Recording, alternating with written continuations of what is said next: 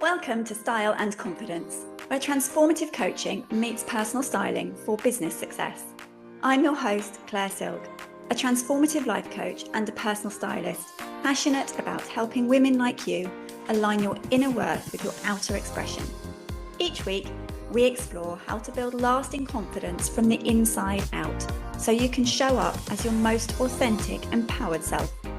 Whether you're looking to break through limiting beliefs, build authentic confidence and a winning mindset, or create a wardrobe that truly empowers you, you are in the right place. Get ready to transform your relationship with both your mind and your style.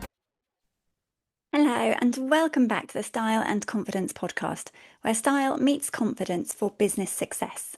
I'm your host, Claire Silk, and this is the 40th episode I've done. So if you've been listening from the beginning, thank you very much. I really appreciate you and your time. And if you're new, then welcome. I'm so pleased you found this. Today, I'd like to focus on confidence, what it really is, where it comes from, and why so many brilliant, capable women struggle to feel it consistently. Whilst confidence isn't something that you either have or don't have, you're not born with it or not, it can be built. And at the same time, it's not something that you need to build from scratch.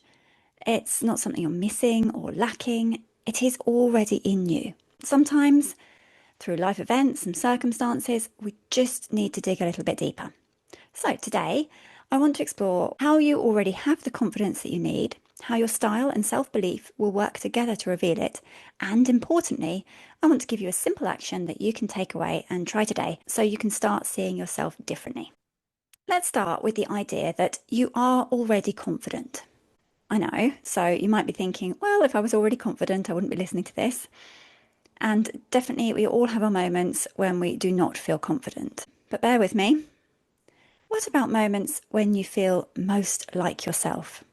Perhaps when you're talking about something you're really passionate about, and it really does express who you are and what your values are. Maybe it's when you're with your closest friends, or when you're solving a problem at work that you know inside out. In these moments, you're not trying to be confident, you just are. You're comfortable, you're happy there, you're doing something you know, you're with people that you love, and in those situations, you feel confident. But that version of you has always been there, and it still is always there. It doesn't disappear when you just walk into a networking event or stand up on a stage to speak. It just gets covered up a little bit by the doubt that seems to rise up and take over, by comparison, by the voice that says that perhaps you're not ready yet. And this is where you can use your style to help.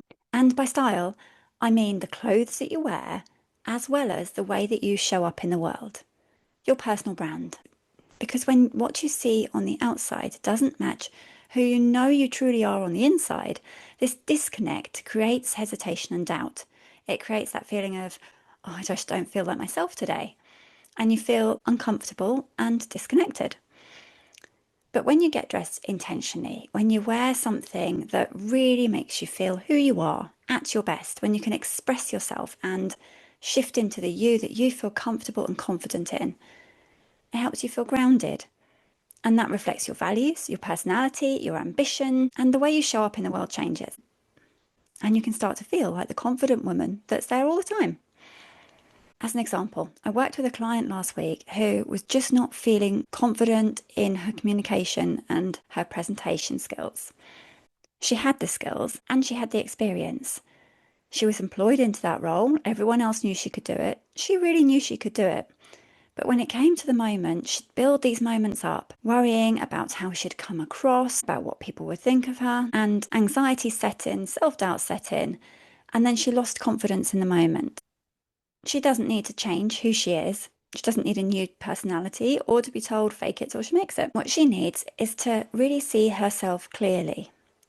We spent a long time looking at her strengths, thinking about when she's felt confident before and thinking about situations that are similar when she's not felt a lack of confidence. And we also worked on her wardrobe. We found pieces that felt powerful to her without feeling like she was trying to be somebody that she wasn't.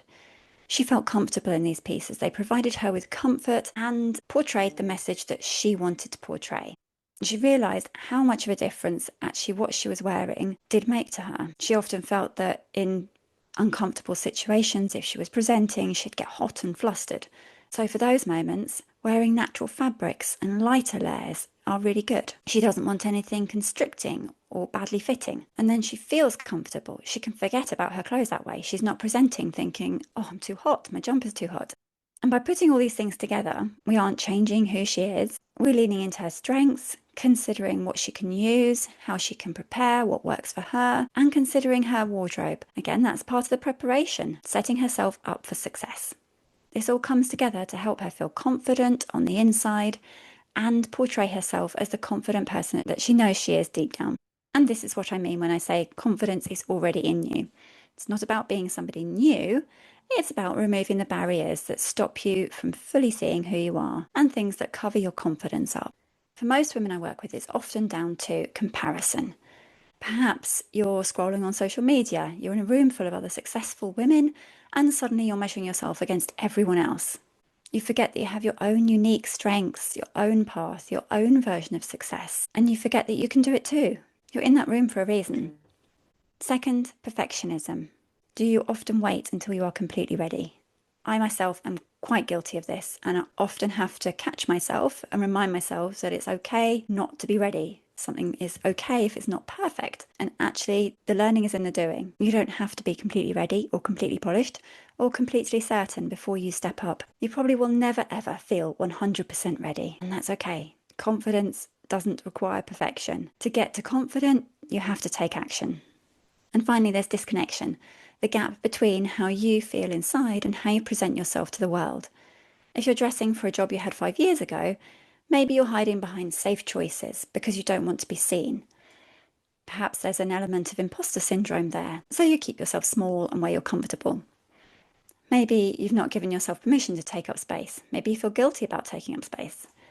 The beautiful thing is that all of these barriers can be removed, not overnight, but with intention, with practice, and with grace. Confidence doesn't have to be loud. I'm certainly not one of those women that's all big and bold and very loud and outspoken, and that's okay. Confidence can be quiet and power can be quiet. You don't have to walk into rooms and be the centre of attention. Confidence can be quiet and calm, knowing who you are and trusting that you are enough exactly as you are and you're where you need to be. And when you pair that inner knowing with an outer expression that feels aligned, that feels reflective of your personality and your values and your ambition, then everything changes and it comes together. So, a little action for you this week. It's simple, but powerful. I want you to identify one moment when you felt truly confident, when you genuinely, truly felt like you and you were confident. Think, what were you wearing in that moment? How did it make you feel? What about the outfit worked? Was it the colour, the fabric, the fit? Did you feel like you were standing a little taller and a little prouder, taking up a little bit more space? And then think about what was happening internally.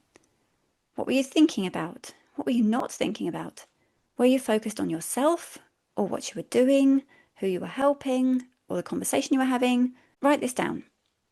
Take a moment to reflect on it. If you're driving or you're walking, then later on when you're at home, have a cup of tea and take a moment to reflect.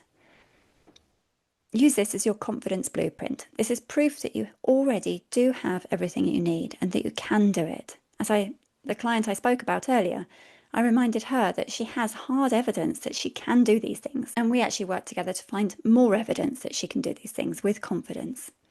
Then take it one step further. Look at your wardrobe and ask yourself, do you have pieces to make you feel the way that you felt that time you felt really confident? If you can find these pieces, wear them more. And if you can't find anything that makes you feel like that now, that's okay, you know what to look for. And in the meantime, go with the best you've got. So as we come to the end of this episode, let's recap what I've spoken about. Confidence isn't something you need to build from scratch. It's already in you. It's waiting to be revealed. Sometimes it just gets covered up. It's already in you. Sometimes you just have to look a bit harder. The barriers that stop you from feeling confident are often comparison, perfectionism, and disconnection between your inner self and your outer expression. That is the way you show up, your body language, your tone of voice, and what you wear. When your style aligns with who you truly are, it becomes easier to step into that quiet, calm confidence, that quiet power that's always yours, it's always there. And your action for this week? Reflect on a moment when you felt genuinely confident. What were you wearing? What were you thinking? Use that as your blueprint moving forward and write it down. If you can, add further evidence to when you felt that way. You don't need to be someone else. You just need to believe that the woman you are already is more than enough. So thank you so much for being here with me today. And if this episode resonated with you, I'd love to hear from you. Send me a message on Instagram or email me. I'll see you next week. Thank you for listening to Style and Confidence, where style meets confidence for business success. If you have enjoyed this episode, please share it with a friend, rate, review, and subscribe so you never miss out on our weekly confidence-building conversations. You can also connect with me over on LinkedIn as Claire Silk or on Instagram at Silk Style and Confidence for more style and mindset tips. Until next time, remember, true confidence comes from within. Style helps it shine.